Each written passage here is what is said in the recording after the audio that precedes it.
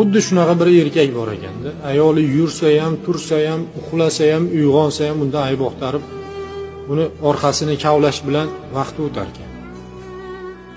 Bir kuni erta tongda ayolini chaqirib, kechasi bilan quruq yotib chiqding, meni uxlatmading. Qachon bu holatdan qutulaman? Haligi ayol bechora ming hijolat haligi erini oldida nima qilishni bilmasdan, unaqa qilmayman, quruq yoting. Endi ayol kishi nima qiladi? Hijolat bo'lganidan ham tan olmayapti-da.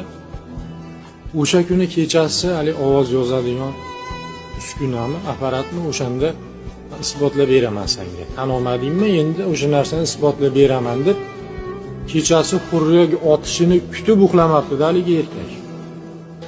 Ayolini aybini isbotlayman deb ovozini yozib olibdi.